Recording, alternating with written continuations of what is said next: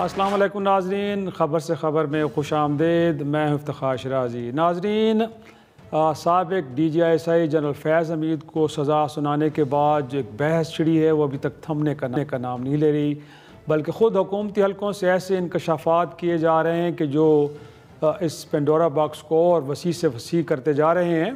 और गुज़श्ता दिनों आपने सुना वज़ीर दिफ़ा ख्वाजा आसिफ़ साहब को कि जो एक तो ये फरमा रहे थे कि 9 मई का मनसूबा साज सिर्फ साबिक़ वज़ीर-ए-आज़म बानी PTI नहीं, बल्कि इसमें साबिक़ DGI जनरल फैज़ हमीद बराबर के शरीक हैं। और साथ में वो ये भी कह रहे हैं कि जब गोया कि तावन दरकार था या जब गोया कि रजीम चेंज की तरफ जा रहे थे तो उस वक्त उनकी जो जनरल बाजवा से मुलाकातें हुई तो किस तरह वो धमकी आमेज़ लहजे में गुफ्तगू करते थे और कहते थे कि वो टेक ओवर कर लेंगे अगर उनकी बात ना मानी गई।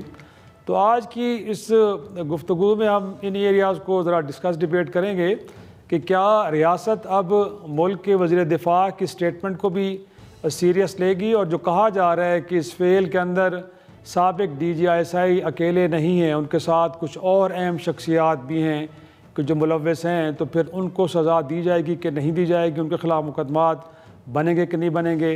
और साथ में सेनेटर फैसल वाडा साहब वो भी फ्यूचर का रोड मैप देते हुए नज़र आते हैं। कभी तो वो कहते हैं कि जो जज हैं उस वक्त के, जिसमें जस्टिस अतन मिनल्ला साहब जैसे लोगों के ख़िलाफ़ भी कार्रवाई होगी, और गुज़श्ता दिनों उन्होंने ये इंकशाफ भी किया है कि जनरल फैज़ हमीद साबिक़ वज़ीर-ए-आज़म इमरान ख़ान के ख़िलाफ़ वादा माफ़ गवाह भी बन सकते हैं। तो अगर वो वादा माफ़ गवाह बनेंगे तो क्या उनके जराइम ख़त्म हो जाएंगे और वो रिहा हो जाएंगे कि नहीं, वो भी ये सज़ा भुगतेंगे।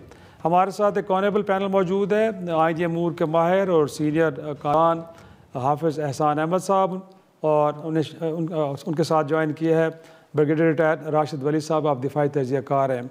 गुफ्तगू का आगाज़ ब्रिगेडियर साहब मैं आप ही से करना चाहूँगा। सर, एक तो ये है कि जैसे कहा जा रहा है कि अनप्रेसिडेंटेड किसी साबिक़ DGI को इतनी बड़ी सज़ा देना, गोया कि उम्र कैद की सज़ा, और उससे पहले कभी नज़ीर पाकिस्तान में नहीं मिलती कि स्पाई एजेंसी के चीफ़ को ट्रायल किया गया हो।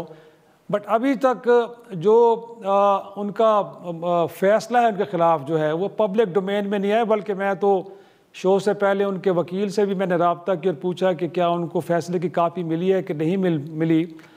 तो सर, ये ताख़ीर होना, एक तो ये है कि कहा जाता है कि जब फील्ड जनरल कोर्ट मार्शल होता है तो उसके बाद यकीनी तौर पे कुछ ज़्यादा टाइम नहीं लगता, अगरचे 15 माह लगे, फिर अब फैसला आने में बड़ी ताख़ीर हो रही है। तो क्या लगता है, क्या वजूहात होंगी? अगर एक फ़ैसला सुनाया गया है और बड़े डिलिबरेट प्रोसेस के बाद सुनाया गया है तो इसका मतलब है कि इंस्टीट्यूशन तो सिंसियर है कि अकाउंटेबिलिटी का जो प्रोसेस है उसको हतमी मराहिल से गुजार के उसका फ़ैसला किया जाए, और वो फ़ैसला किया गया है।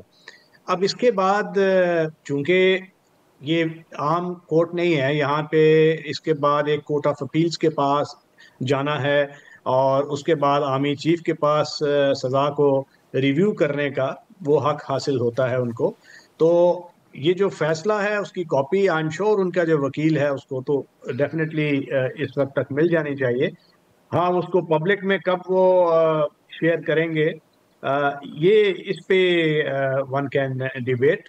मेरा ख्याल है वो शेयर हो जाएगा अल्टीमेटली, और इसमें कोई ज़्यादा I don't read too much into this. Important चीज़ ये है कि ये जो प्रोसेस है ये कितनी एक ट्रांसपेरेंसी के साथ इसको पाया तकमील तक पहुंचाया गया है, और 32 साल फौज में गुजारने के बाद उसके जो इंस्टीट्यूशनल कल्चर में एब्जॉर्ब कर लेता है इंसान। तो मैं एक कह सकता हूँ एक चीज़ के फौज जो एहतसाब का जो कड़ा अमल होता है वो जब करती है तो वो ये नहीं देखती कि ये हमारा इंस्टीट्यूशन का किस रैंक का अफसर था। तकलीफ ज़रूर होती है क्योंकि जब फौज में एक इंसान जाता है तो वो एक कंप्लीट ट्रांसफॉर्म हो जाता है, उसको एक ऐसा मोटिवेटेड एंटिटी बना दिया जाता है जो जान कुर्बान करने को तैयार होता है, सबॉर्डिनेट्स को जान कुर्बान करवाने पे तैयार करने पे वो कादिर होता है, और वही अच्छा कमांडर होता है। और इस लेवल पे जाने के लिए बहुत से मराहिल तय किए जाते हैं। तो अब वो बड़ा मुश्किल था कि इनको पूरे जो कटहरे में डालना, बहुत सी चीज़ें उसमें सामने आई होंगी। और पहले मिसालें मौजूद हैं, जनरल अकबर थे, नेशनल सिक्योरिटी एडवाइज़र भी रहे हैं, सीजीएस भी रहे थे। पिंडी साजिश केस में उन पे एक मुकदमा हुआ और उनको जेल की सज़ा भुगतनी पड़ी। उसके बाद लेफ्टिनेंट जनरल जावेद इकबाल थे। अब ये हैं, ये इनको मेरा ख्याल है कि आगे अब जो बाकी दीगर इनके मुकदमात हैं, 9 मई के हवाले से भी है, उसमें भी अभी उसका मरहला आना है। और ये जो क़यास रैयाँ हो रही हैं कि इनको क्या वादा माफ़ मेरा ख्याल है कि ये अभी तक तो in the realm of speculation ही है। पॉसिबिलिटी इसकी ज़रूर है, मगर मेरा ख्याल है कि ये सर्कमस्पेक्शन से इस चीज़ को देखना पड़ेगा, क्योंकि अगर वो वादा माफ़ गवाह वाला मामला होता है एक सियासी लीडर को डॉक में डालने के लिए, तो उसमें फिर बहुत से एंगल्स होते हैं कि क्या ये अपनी सज़ा फिर बाद में भुगतेंगे या नहीं भुगतेंगे, और इनकी डिग्री ऑफ सही इन्वॉल्वमेंट क्या थी। सही सही पॉइंट टेकन। मैं जरा चाहूँगा कि हाफिज़ एहसान अहमद साहब को भी शरीक गुफ्तगू करें। सर, एक तो जो मैंने सवाल ब्रिगेडियर साहब से भी किया कि इस जजमेंट का पब्लिक डोमेन में आना, क्योंकि जो उनके ऊपर 4 एलिगेशन है बड़े सीरियस नेचर के हैं, तो यकीनी तौर पे इसमें अप्रिशिएट किया जा रहा है मुल्क की इस्टेब्लिशमेंट को कि अगर एहतसाब है और उस पर कोई छोटे बड़े का फ़र्क नहीं है, और अगर वो साबिक DGI भी हों तो वो भी एहतसाब से नहीं बच पाते, तो पब्लिक एंड के ऊपर जो अप्रिसिएशन आ रही है सर, उसको और ऑथेंटिकेट करने के लिए आप कितना ज़रूरी समझते हैं कि उसको अब पब्लिक डोमेन में आ जाना चाहिए? और फिर जो बात की जा रही है बार बार कि क्या ये सिर्फ कार्रवाई जनरल फैज़ तक महदूद रहनी चाहिए, या मुल्क के वज़ीर दिफा फरमा रहे हैं कि उस वक्त के जो आर्मी चीफ थे वो भी ज़ाहिर सी बात है इस तरह की गुफ्तगू कर रहे थे, या वो बहरहाल अपने ओथ और को भी वायलेट कर रहे थे, या कॉन्स्टिट्यूशन के अकॉर्डिंगली वो गैर आइनी इक़दाम कर रहे थे? तो क्या कहेंगे सर, उन तक रहे या उससे आगे भी जाएगा मामला ये? बिस्मिल्लाहिर्रहमानिर्रहीम। शिराजी साहब, आपका शुक्रिया। इस वक्त जो फील्ड जनरल कोर्ट मार्शल जो है वो हुआ है, वो 2 तरह के चार्जेस है। एक वो चार्जेस है जो ड्यूरिंग द सर्विस है, और ड्यूरिंग द सर्विस जो चार्जेस है वो उनका मिसयूज ऑफ अथॉरिटी है, या गवर्नमेंट फंड्स का उनका मिसयूज है, या उसको गलत तौर पे इस्तेमाल करना है।